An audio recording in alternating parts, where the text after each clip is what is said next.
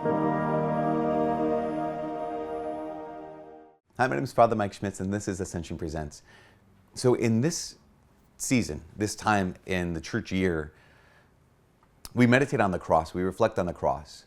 And it's interesting because from the very beginning of Christianity, St. Paul called the cross of Christ the power of God and the wisdom of God. The power of God and the wisdom of God, which makes no sense to us, right? Here's the power of God, Jesus Christ, God himself, God and man, completely humiliated, completely powerless, completely stripped.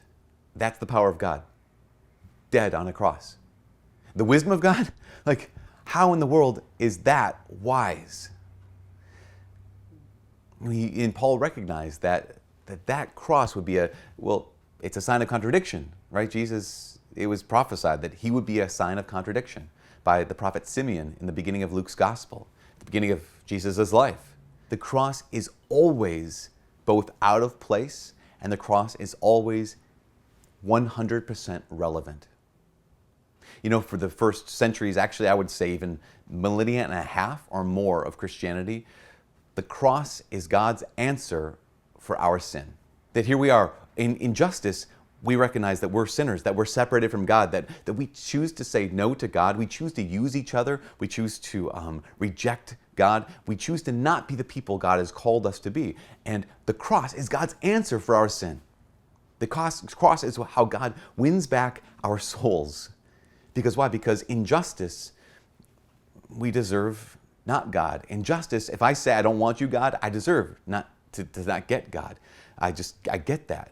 Injustice, I'm on trial. And that's how Christians saw themselves, how people saw themselves, like, I'm on trial, and yet then the Son of God takes my place. And in that, he wins back my soul. It's remarkable, it's true. It's called vicarious atonement, where instead of me suffering, Jesus is the vicarious atonement. He's the one who suffers in my place. I was on trial, I was guilty, and the cross now is how God wins back my soul. But something interesting happened in the last, 100 plus 200 years maybe. And that thing is, the way we saw ourselves and God changed. And how we saw ourselves as not ourselves being on trial. We looked around the world and we saw all the sin in the world. We saw all the brokenness in the world. We saw all the suffering in the world. Now it's not any more sin, suffering, or brokenness than other people saw in previous years, previous ages. We saw it from a different lens, a different viewpoint. And our different lens or different viewpoint was this, was God, if you actually are good, and if you actually are powerful, then you would remove all this suffering. God, if you were powerful, you'd remove all this sin. God, if you were truly good, you would actually take away our pain.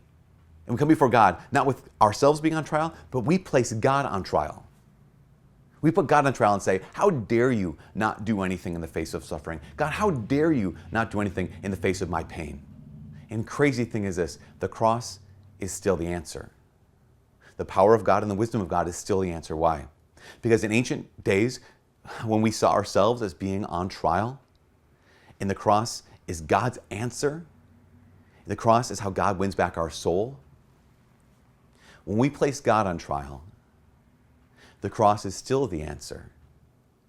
Because the cross is how God wins back our trust. Because he allows all that evil and all that suffering and all that pain to overwhelm him.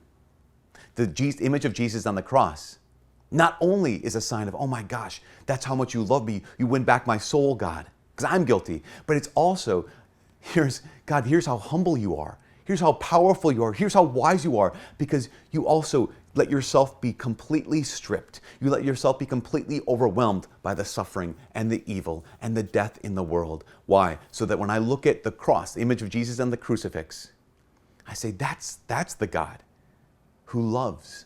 That's the God who knows my heartbreak. That's the God who knows our suffering. That's the God who wins back our trust. When you look at Jesus on the cross, you see a God you can trust. You know, when I first thought of this, or realized it, I guess, it got me mad. I was like, man, stupid modern man, we're so dumb. I can't believe we put God on trial. I'm the one on trial. I'm guilty. He's not guilty. And then I read something from Pope Benedict XVI, and it was just like, he recognized the same thing. And he said, that's good. It's okay. And I was like, what? What are you talking about, Pope Benedict? How is that fine? He's like, because God is so good. He's so powerful and he's so wise that the cross is going to always be the answer.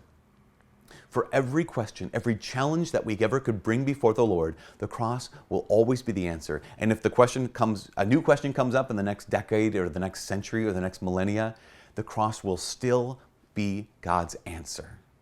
The question of, what do I do with my sin? The cross is how God wins back my soul. The cross is God's answer to, God, can I really trust you? God emptying himself on the cross is how God wins back our trust. And if you have another question, I'm telling you, the cross will be the answer, because the cross is God's answer, and it is the power of God, and it is the wisdom of God, and it answers all questions. This Holy Week, this Good Friday, this life, I invite you, do not remove Christ and the cross from your life, because you'll always have a cross. We'll always have a pain. And if we remove Christ's cross from my life, I won't not have a cross, I'll still have the pain, but I won't have him. Hold on to the cross. Let it be before your eyes every day. And let the power of God and the wisdom of God be the answer of God for all your questions. From all of us here at Ascension Presents, my name is Father Mike. God bless.